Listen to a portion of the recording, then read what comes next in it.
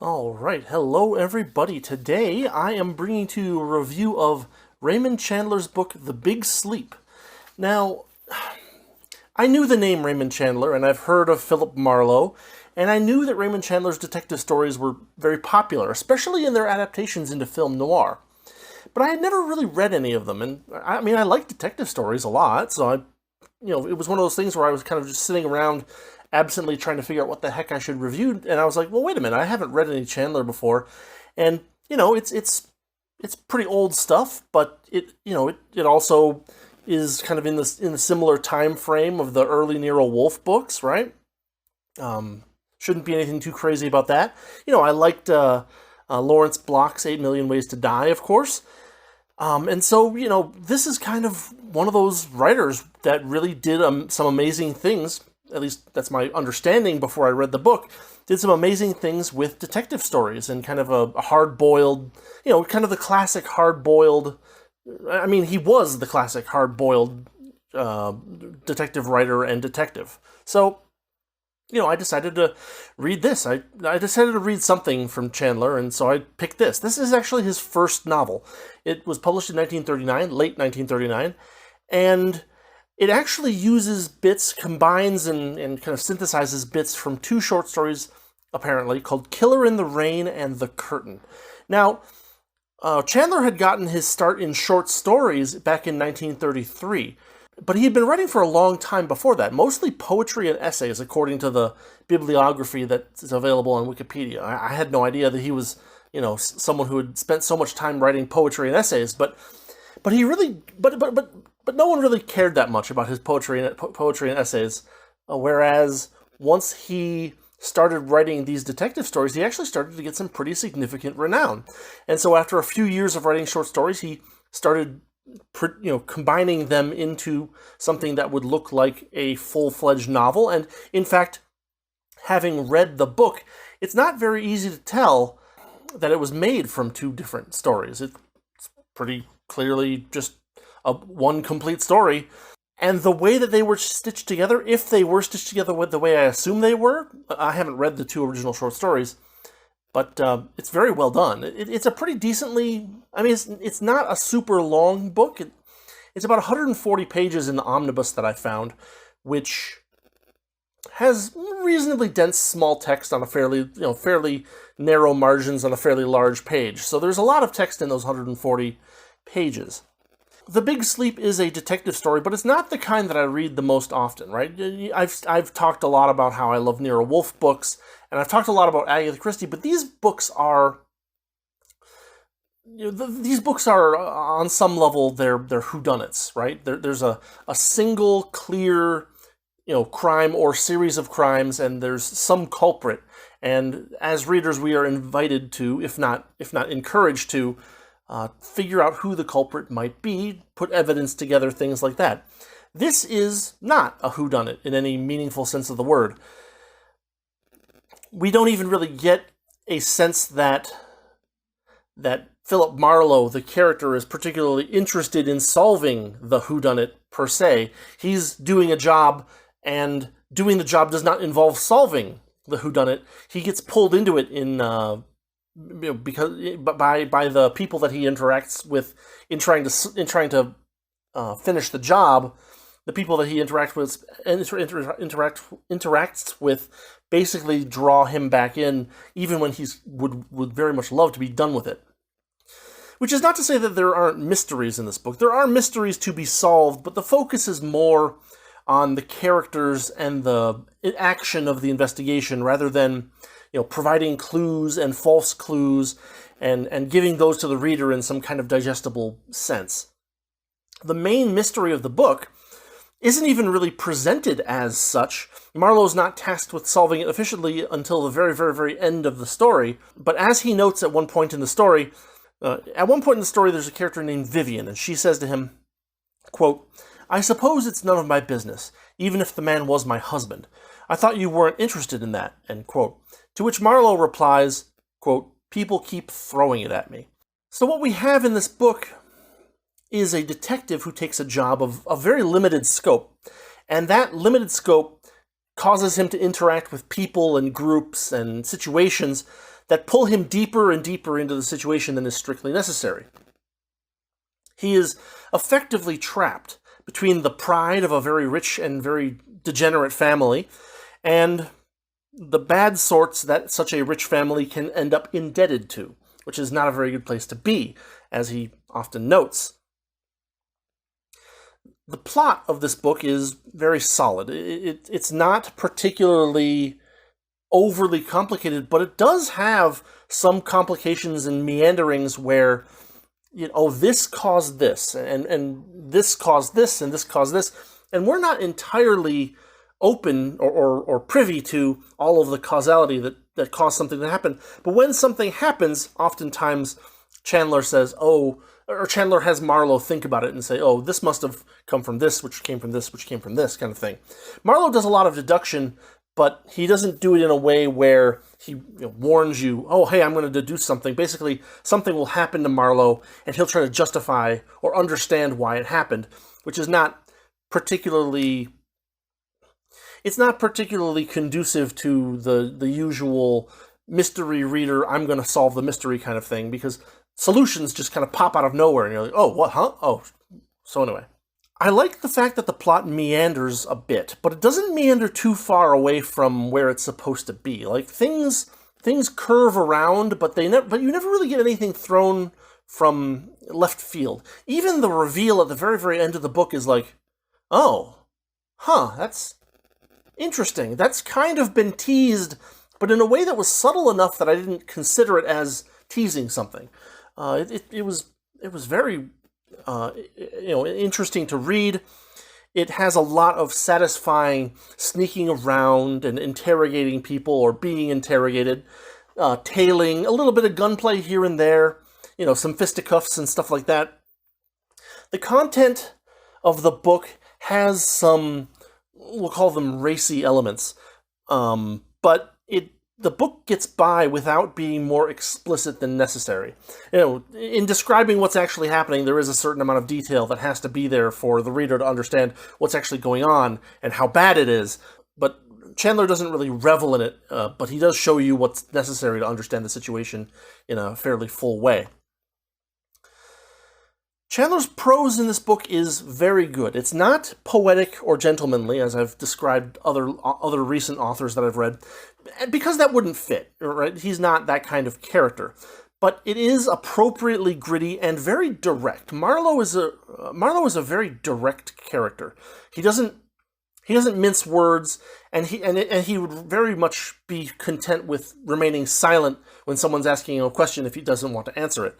And he's very direct, especially when it's very, very much needed to advance the plot, to cause this character to realize that this other character is plotting against him or her or something like that. Another feature of Chandler's work that has... So the funny thing about this is that Chandler did it very well, and he did it very well in the late 1930s and so on, right? He has so much simile and metaphor in things that he writes that... And a lot of sensory language, too, right? And people have gotten so used to copying this, oftentimes in a clunky or non-artful way, that when I was reading the book by Chandler himself, the things that he did, stylistically, to describe things with similes and metaphors, and to kind of put in that line here and put in that line there, where things are clever or a unique way of describing something. It's funny because probably in 1939 that was very unique and new. It's been copied poorly so many times that there was an element of my brain that said, this is cliche, but it wasn't cliche when Chandler did it, which is one of those things that reading old books, you always have to have that idea in mind, that things that might be tropes today might not have been when the author 100 years or so ago did it. One thing that I noticed early in the book that happened throughout the book, although there was a big chunk of it early on, and then it tapered off to a more reasonable rate, was Chandler's extremely detailed descriptions of things, especially near the beginning. It was very cinematic in a way.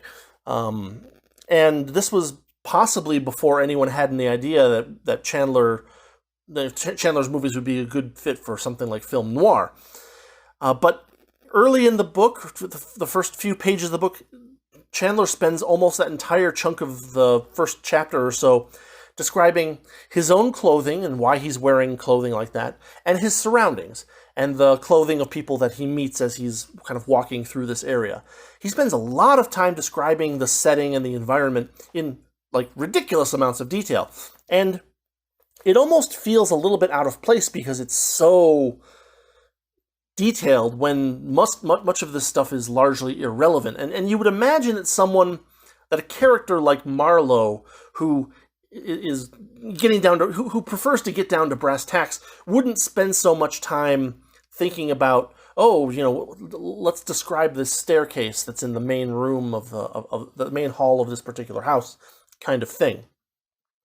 Yet at the same time, the description is well done. It doesn't feel like it's boring or anything like that, but it just is a lot. There's just a lot of it early on, and I was very surprised by that. And one thing that and to note, these books take place, or this particular book takes place in the Los Angeles area, not the New York area, where a lot of or like in London or whatever, where they're different environments, Los Angeles is a lot more, sunny and colorful, and also rainy at times. We get a lot of rainy nights and days in this book as well, but it's a very different environment to the kind of gloomy cityscape that you're used to reading about, or that I was used to reading about in Christie or in Rex Stout. Now, here's the real thing that surprised me when I was reading this book. This was incredibly unexpected. When I think about Raymond Chandler, when I think about Philip Marlowe, I think about the film noir adaptations of the books. And I don't know that much about it. I'm not a big movie guy. But I've seen clips, and I've heard people talk about it. And I've heard people talk about the style of filmmaking that was used for film noir. And I say to them, and the impression that I had before I started reading the book was that we're going to get lots of contrast, lots of blacks and whites. And because that was kind of a thing that film noir did very well, was it created barriers of light and darkness, or alternating patterns, things like that, shadows being used to very powerful effect kind of thing. And so I kind of expected that kind of feel to the descriptions in this book. But in fact, what I found was incredibly different from that. This book is not, from a visual sense, noir. It is practically splashed with Technicolor. I'll quote a little bit from the beginning. Quote, "Beyond them a wide sweep of emerald grass to a white garage, in front of which a slim, dark young chauffeur in shiny black leggings was dusting a maroon Packard convertible." We find a lot of color in Chandler's descriptions in this book, like a ton of it. He focuses a lot on reds and greens. Those are his most favorite colors to talk about. But we have things like the yellows of lights in houses during the night. We have the blues of the oceans. We have chromium versus white versus black versus ivory. There's a great line early on where it's not just whites and blacks, but also it's not just colors of white and black in contrast, but also the similarities between them. Quote, he's talking about a particular area where there's like white stuff there's like pure white painting on some of the bits of it, but there's ivory bits in between. Quote, "The white made the ivory look dirty, and the ivory made the white look bled out." End quote. We get a lot of very colorful descriptions in this book. You will find, if you look at a paragraph in this book where Chandler is describing something, you will likely find at least 2 or 3 color words, which I was very surprised by. I was expecting a lot more focus on shadows and lights, just like film noir does. But apparently the people who made film noir what it is, they were very skilled in producing this high contrast light and shadow kind of appearance for their films when it wasn't necessarily present in the books themselves, which I found interesting because it all, in addition to showing me that Chandler is really good at describing things in bright colors, it also shows me that the film noir people are great at taking what someone like Chandler wrote and running with it in their own direction and turning it into something that's visually very different from what Chandler actually describes. Of course, when we talk about a book like this, we have to talk about the dialogue. The dialogue was very sharp, but not... And I would go so far as to call it intelligent, but Chandler himself says that he's not witty. There's a point later in the book where Philip Marlowe is trying to get information out of someone. And, the person that he's trying to talk to, Vivian, who I also quoted earlier, says basically, if you're going to get information out of me, you're going to need to be much better about doing so. She says, quote, "Wittier, please, Marlowe, much wittier." To which he responds, "I don't pretend to be witty." So Chandler himself felt, or at least projected the idea that the dialogue in this book isn't particularly witty, but it is incisive and sharp. And there's a lot of short replies, and there's a lot of things that are left unsaid in the dialogue that I thought was very well done. Marlowe, the Philip Marlowe character, is especially blunt about not giving out information. He's a private detective. He doesn't provide information, and rather than say, no comment, he usually just kind of shuts up and doesn't say anything at all, much to his conversation partner's dismay. You end up creating some very tense conversations, which are actually really fun to read, where both characters, Marlowe and whoever he's talking to, are keeping most of their cards very close to their chests. And so the result is something that I found to be very engaging to read. It's not trying to cram a bunch of snark in, but when there is a little bit where, 3 words will do when the average author would have put in 7, Chandler goes with the 3. It works very well. You get the definite impression that Marlowe is good at his job, and he's good at protecting the interests and the privacy of his client. Whereas in like the Nero Wolfe books, we often have Wolfe bombastically shouting about how, he wouldn't subject an official client to blah, blah, blah, blah, blah. But in reality, he's so bombastic about it, Wolfe is so bombastic about it, that it kind of answers the question for you without providing an answer. Whereas Philip Marlowe will just shrug and say nothing, which I think is very effective and works very, very well in this kind of environment where everybody is hiding something and most of the people that Marlowe's dealing with are criminals of one sort or another. There are quite a few characters in this book that have more than a small part. And I'd say that Vivian is one of them. I would say that the butler at the Sternwood family house is one of them. We get a character named Eddie Mars, who is one of them. We get a Joe Brody. We get an Agnes something. And we get... there's a handful of characters who get more than bit parts. And they actually get some decent complexity. In addition to holding their cards close to their chest, we get the questioning. We get Marlowe basically trying to figure out what they're up to, basically. And that uncertainty lends, if not depth, at least a very good appearance of depth to the characters. We don't know what they're up to. We want to know, but we don't, and that makes interacting with them a lot more interesting because we're not quite sure where they stand. And there's a lot of, I wouldn't necessarily call it clever lying, like I mentioned about Agatha Christie making people who are good at lying, but rather kind of plausibly deniable lying, where someone says, "Oh, it's just business," and then later on they do something that suggests that they aren't seeing something as just business, but the linkage is a little bit hazy. So it's like, well, was this actually something that he did or not? Question mark. And that question mark makes things more interesting. It keeps you guessing, basically. The other characters, the bit characters who only appear for a little while, are mostly there to show how the city of Los Angeles and its environs will chew people up and spit them out. And that's unfortunate, but it is something that Chandler was trying to get across, is that this is a rough city, just as rough as New York or wherever you're thinking. And there's a lot more kind of not organized, but like just under the surface kind of crime. There's discussions about how the police are often kind of letting this kind of go. They just can't deal with it, kind of thing. And so there's a lot of really interesting, I guess, complexity to be put there, because Marlowe is not against the police. He actually just recently worked for, I believe, a district attorney's assistant, and got fired for insubordination. I'm big on insubordination, is what he says to one person early in the book. And yet at the same time, he still maintains a fairly good relationship with the police, which is kind of a contrast to a lot of detective stories where they find themselves on the wrong side of the law more than anything.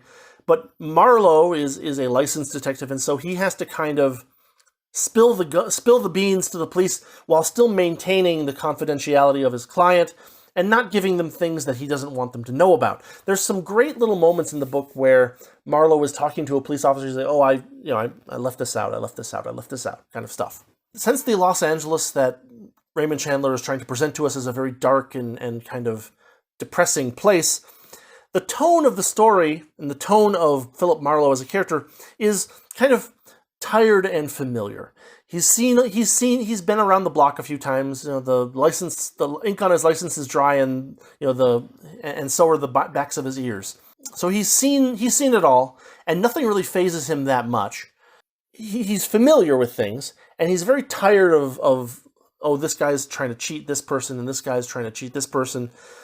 And yet at the same time, he manages to maintain this kind of tired, familiar feel to his voice without becoming terribly pessimistic or cynical. He's just the right amount of pessimistic or cynical, which the justified amount.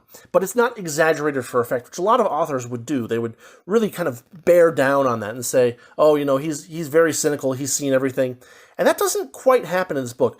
Marlowe is willing to see the good where it might be, if that makes sense. And when he's proven wrong, that doesn't necessarily make him frustrated or angry. He just says, well, that's how it goes sometimes. And there are some characters who he interacts with relatively positively, and some who he interacts with, in a negative way. As I said, there are a lot of sneaking around, interrogating, tailing, and gunplay. So obviously there's going to be some real concrete conflicts. But at the same time, he's very willing to just sit down with someone and talk with them on the level and say, well, I'm not going to tell you this, but I will tell you this. And here's what I'm trying to do. And, I can tell you this, but I can't tell you this. And what if I gave you this information? What would that do? Would that help you? Would you think that would be something of value to you? Maybe we can trade something. It's a very interesting dynamic, and it works very, very, very well. As I mentioned at the start of the review, this book does not waste your time. It is about 140 fairly dense pages, but only 140 of them in the omnibus that I read. And despite that relative shortness, there's still a lot happening. I'll talk more about it in the spoiler section coming up, but the point is that we get a lot of different interactions between Marlowe and other characters, and some of them are building something, and some of them are building something that comes later, and some of them are kind of roundabouting things. There's a lot of really cool aspects to the story that I think really illustrate very well how detective work sometimes goes. He's not a Nero Wolfe. He's not working necessarily on a murder to begin with. He is trying to do something for someone to help them out, and he's willing to give them a frank and nuanced proposal as to how this particular client should react to what he's dealing with. He's should you pay the blackmailer or not, kind of thing. And Philip Marlowe deals with that question with a lot of knowledge of how things kind of work, as well as kind of a reasonable interpretation of how things are going to go based on how the reaction happens, right? If you just pay out, you could put in their nice book, and then you just get more and more demands. But if you take a little bit of squeeze with a little bit of resistance, maybe they don't bother you again, kind of thing. It's very interesting and very well done. And this kind of interaction happens with a lot of the different characters in the book, which makes things constantly, not necessarily unexpected, but there are surprising elements in many of these. There's surprising elements in many of the interactions that Marlowe has with other characters, where you say, "Oh, I didn't expect that to happen."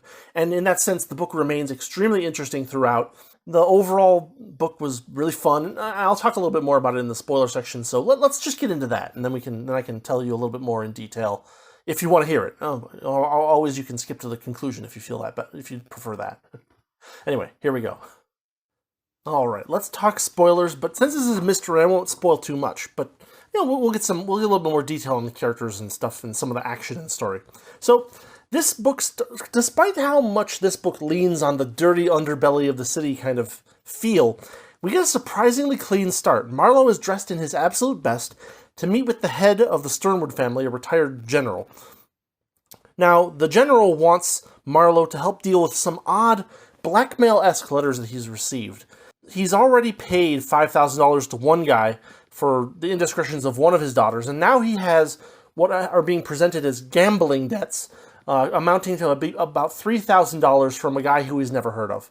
But, his other daughter is mentioned as well. I say that, but what actually happens is that before Marlowe can even meet the general, he meets the daughter Carmen, and we get a very weird impression of her. She is a very strange person. I don't mean that in the sense that she's like a goofy character. There's something wrong with her, and it reads like foreshadowing, but at the same time, it's so fleeting that it's hard to believe that it actually is foreshadowing, which it actually is. But anyway, she kind of tries to basically flirt with Marlowe. He pushes her, he almost physically pushes her away. He might actually physically push her away, and goes to meet with the general. We get our first meeting with the Sternwood butler, whose name is Norris, who's a surprisingly good character. I'll get into him in a little bit more in a minute. But basically, the general has these 3 slips of $1,000 each that are IOUs for gambling debts for one of his daughters, and he wants Philip to figure out what to do about this. He doesn't quite want to just shell out, but he doesn't necessarily want, he's not hiring Marlowe for a hit. He's maybe hiring Marlowe to scare the guy, to see if that squeeze can be reduced a little bit, because since he already paid the $5,000, he now appears to the underworld to be a valid target. And so he's trying to turn away from that without going too far, you know what I mean? And so he says, Marlowe, you're familiar with all of this, so I'm going to leave it in your hands. Just get me the best result that you can possibly get while keeping things kind of on the down low. To which Marlowe says, all right, that's my job. He walks out, but he gets called up to talk to Sternwood's other daughter, who is Vivian. I mentioned her in the non-spoiler section. Because what ends up happening is that she calls him up to her room and starts questioning him, and he's very reticent. This is the first impression that we get of him. Well, this is the first impression we get of him. Well, this is the first time that we see him doing his job. He's very, very reticent, and he just doesn't answer questions. He doesn't follow into leading questions either. He's very good at not telling someone anything and answering their question with another question, which of course pisses Vivian off quite a bit. She wants to know if the general has hired Marlowe to look for her missing husband, a guy named Rusty Regan. He was a bootlegger back during Prohibition, but now he's kind of on his own. He married her. Their marriage was on the rocks within weeks, and then he just kind of recently vanished not too long ago. Now, Marlowe doesn't tell her this, but in fact he has specifically not been hired to find Rusty Regan. The general mentions Rusty while they're talking earlier on in the book, but when Marlowe says, "Do you want me to look for him?" the general's like, "No, not really. I would like to know, but I'm not going to pay you. I'm not interested in paying you for that. And I want you to deal with this blackmailing thing and get this thing called off as quickly as possible, and that's it." So Vivian tries to get info out of Marlowe and just fails. He's very slick, he's very aware, and he's not afraid to just shut up and not say anything. We get this very good, tense dialogue between them. It's just a little over 10 pages into the book, so pretty early on. And after he finishes talking with Vivian, he goes back down, he talks to the butler, and this butler, Norris, is actually a really, for what little part he has in the story, he's actually a really interesting character because he's polite and understanding, to the point of understanding when Marlowe says to him, "Oh, you probably want me to do this and do that. Norris is like, yes, sir, that seems reasonable. There's even a point where, well, after he comes down from talking to Vivian, Norris is the one that sent him up there. Norris said, "Oh, Miss Vivian wants to see you." And after the conversation, Marlowe basically comes down and he says, you were incorrect. She didn't want to see me. To which he replies something along the lines of, "I often make mistakes, sir." He's very willing to. This Norris character is very willing to take responsibility on himself, and he's a very well written butler character, as strange as that may sound. Now Marlowe is on the trail of this guy named Geiger who sent those letters to the general. Geiger owns a bookstore, and Marlowe tries an in there, but more or less fails. And this is kind of good to see early on because we see how easy it is, or how hit or miss detective work can actually be. Marlowe tries this in, he goes and reads a couple things about some famous first editions, and goes to the bookstore and says, "Do you have this? Do you have this? Do you have this?" But he's actually talking to this employee, this woman, who doesn't identify herself either until much later in the book. And she's like, "Oh, we don't have that, we don't have that, we don't have that." And later on he leaves and he's like, something's wrong. Because the things that I asked her about were not actual well-known first editions, they were made up. And anyone who knew these, what was knowledgeable about books would know that I was faking. So either she humored me, or something weird is going on there. So he's like, "Okay, I need to investigate more." He tails Geiger to Geiger's house, and basically what he discovers is that Geiger's bookstore is a front for a much less savory bookstore business. YouTube words and such, but it's not good. It's actually quite bad. And what happens is that he's basically skulking around outside Geiger's house when he hears 3 gunshots, and he dashes in, breaks down the door, and discovers, number 1, Geiger on the ground, dead, and number 2, he discovers Carmen, Sternwood's daughter, one of Sternwood's younger daughter, sitting there in a rather compromising state, apparently drugged in some way. There's something very creepy going on there, and now Marlowe's like, "What have I gotten myself into? This is bad." Not only is the guy the death of Geiger solves the blackmailing problem, right? Assuming that there's nobody else who knows that there's blackmail to be had, but the presence of Carmen there in the state that she's in also is another opening for more blackmail. So it's like, shoot, did I solve the problem? But is there now another problem of the same nature that I now need to be worried about? In any case, he picks up Carmen and he puts some stuff around her and he brings her back to her house and leaves her there. And then he returns to Geiger's house once again, and the body's gone. Now things are crazy because, number 1, we have a murderer, and we heard the murderer run away and drive off in a screeching tires and all that good stuff. But then over the course of the next, say, 45 minutes, somebody else, presumably, came and moved the body. And that's really weird because, well, is someone going to try to move the body, hide it so people think Geiger is still alive, and then pick up the book racket? Who knows? So now Marlowe's stuck in the middle of this and he doesn't really know what's going on. Things start to move much faster at this point. The police call him the next day because they find another body. And guess who that is? Well, it's the chauffeur that I mentioned who was polishing the maroon Packard car at the very beginning of the story. And now that's even weirder because he, as far as Marlowe knows, he's not involved in this at all. There's no reason for him to be involved in it, and there's not actually a good reason for him to have the Sternwood's car on that day either. So there's something very weird going on too. We now have 2 bodies. One of the bodies is missing. Another one is inexplicable. And then Marlowe goes back to Geiger's bookstore and discovers that the profitable books are being moved somewhere.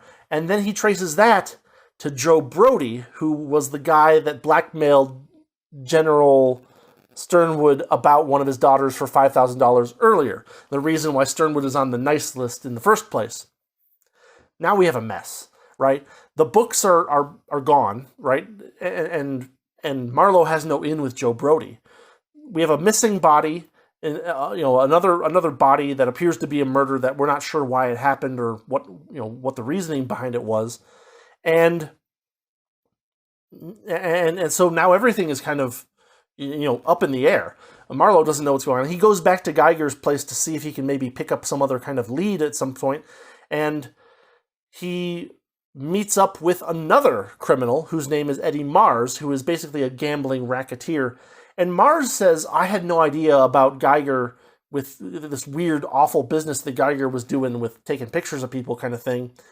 And Marlowe isn't sure whether to believe him or not. And he kind of doesn't really believe him, but at least considers that it's possible that maybe he doesn't know about it. And so this might be a surprise to him, and now he's got to cover his rear end as well. As this happens, Eddie Mars has this front that he puts up about being kind of all business. It's all about business. I don't have personal grudges or anything like that. But then he does certain things which suggest that his front isn't quite as solid as he suggested it is. It's very unclear how deeply involved he is, and we get some more really good cagey conversations between Marlowe and Mars in two different situations. First at Geiger's house, and then later on at Eddie Mars' house. Things start to spiral. Marlowe goes to track down Joe Brody because now he knows that Joe Brody has the books, but he can't, prove it kind of thing. Especially since when he goes there the next time, the books are gone. And Joe Brody is like, who the hell are you kind of thing. We get another really good tense conversation where Marlowe is talking with Brody and some woman. It's actually the woman who was at the bookstore. And now we have all these characters in this giant mess of tangled craziness where this person was double-crossing this person was doing this awful thing to this person, and this person was blackmailing this person. It is an absolute mess. And from there, things just continue to spiral because Joe Brody gets killed now. Now we have 3 bodies, and we discover... Oh, man, it's crazy. We discover... Marlowe discovers one of the murderers and catches him. And then the other murderer, but the other murderer he doesn't know about, and it turns out there are 2. I can't do it justice in a short period of time. But basically, things start to spiral. More people get killed. More people are tailing each other. More crazy stuff is happening. Vivian is pulling the femme fatale thing on Marlowe, or at least trying to. So does Carmen on some level as well. Although, again, we get weirdness out of her that is very unsettling and strange. Fortunately, Marlowe doesn't fail. He, through a series of situations in which he uses considerable luck and skill, he manages to figure out who's killing whom and why, and he kind of gets most of the necessary info to the cops without spilling too much of the beans about the Sternwoods. Sternwood calls him into his office and says, do you think that this was what I wanted you to do? And Marlowe's like, no. Do you want your money back? And Sternwood's like, no, but I would pay you $1,000 to know what happened to Rusty Regan. And, it's crazy. This book appears to end 2 or 3 times. And each time, Marlowe's like, cool, I finished the job, and finally I don't have to think about this anymore. Something pulls him back in. It's really well done, and, again, I can't do it justice without going through things bit by bit, and that would just be too spoilery for a good mystery story, a good detective story. The thing that happens at the end is totally out of left field and totally unexpected. I did not see it coming at all, but right after the general basically says, I would pay you $1,000 to tell me what happened to Rusty, he finds out. And it's it's surprising, it's kind of freaky and crazy, and Marlowe puts himself... There's some crazy circumstances around it that are also really surprising and kind of like, whoa, like the end of the book kind of blew me away a little bit, actually. Most of the book was kind of like, okay, this is happening, things are slowly escalating, he's tracking this person down, someone's tailing him, he has to figure that out, yada, yada, yada. There's this guy who we think maybe is Eddie Mars' hired gun, but maybe not. He's connected to a couple of different people as well. There's a lot going on, but at the same time, things kind of pile on in a gradual way where it's really manageable mentally. You don't feel like things are flying in from left field and right field all the time. It really feels very natural, and things escalate in a way that feels believable and reasonable.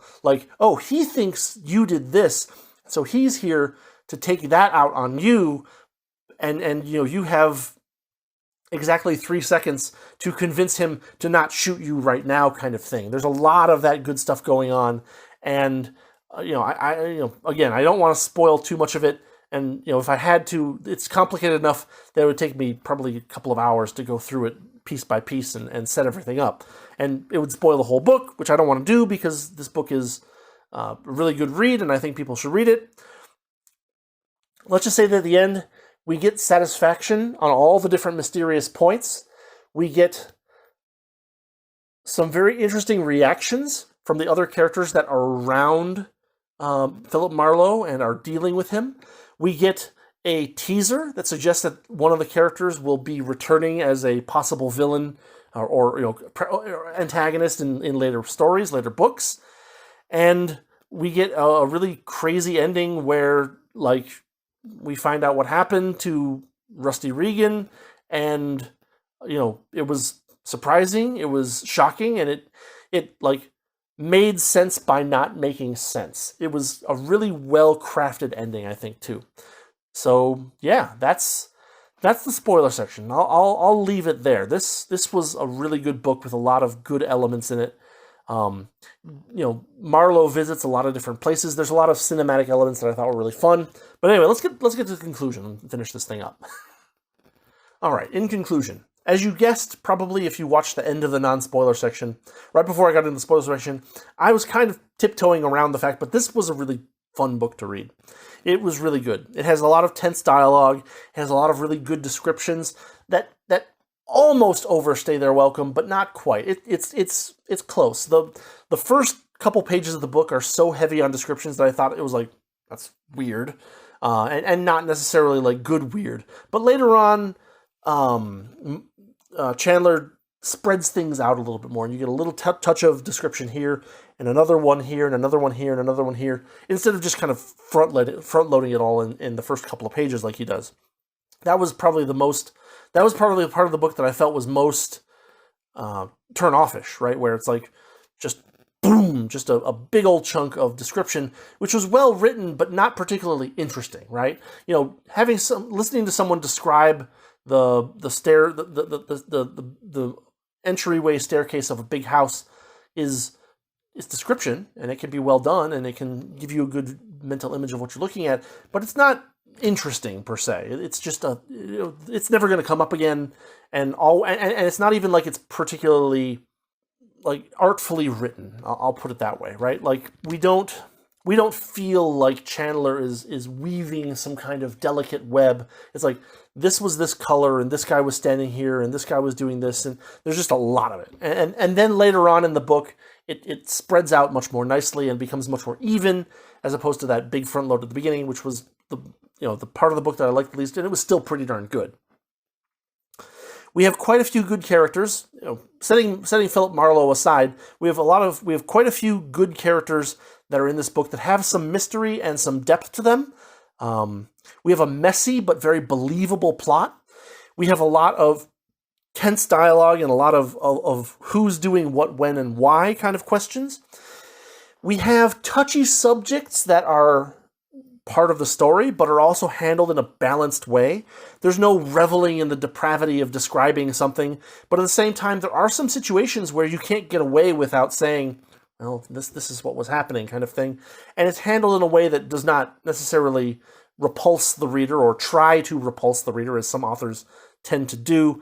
It's the kind of thing where if you're especially sensitive to this kind of stuff, you may want to tread carefully, but for someone who's not super sensitive on the stuff, you'll be like, okay, well, that's maybe outdated, and okay, maybe that's something that you wouldn't say these days, and okay, this is a horrendous thing that's happening, but it does happen, and if you're writing a story about it, you have to talk about it, fair enough, but, pretty much, it's handled in a way that I think is reasonable for 99% of people to tolerate, as long as they don't get themselves worked into a lather about some of the subject matter. But anyway, if you like detective stories, if you like mysteries of any sort, if you just like fun, kind of, if you just like good dialogue and good complicated stories where there's a mess of things happening and you're not really sure what's going to happen next, I would highly recommend this. This is, if you have any openness to this kind of thing at all, and for a first novel, this is a really good showing, right? Like, a lot of the time we find that the early stories are a little bit jankier than some of the later ones after the author has kind of gotten their ducks in a row. But this one is really well done, and you can see that Chandler has spent a lot of time kind of honing his craft before he put together his first book. And since his first book is based on 2 of his earlier short stories, he can improve and connect things and twist things a little around a bit to make them more interesting. I thought the book was really good. I really enjoyed it, and I'll almost certainly be reading some more Raymond Chandler and maybe even checking out some of the movies, because why not? So yeah, if you like detective stories and you haven't read Chandler, or if you haven't read this particular book, I recommend it. The only reason I would not recommend it is if you really dislike mystery and detective stories in general, or if you're really sensitive to things that are a little bit kind of sketchy going on and you don't want to read about that. But other than that, check it out. Superb book. Yeah. So that's what I've got. Thanks for watching. Thanks for listening. If you want to support the channel, all the usual YouTube shenanigans apply. Links in the description, all that good stuff. But that's what I got for this week. The Big Sleep by Raymond Chandler. First novel by that author after writing short stories for several years. Very good, and hope you enjoyed hearing me talk about it. Have a good rest of your week, and I'll see you next time.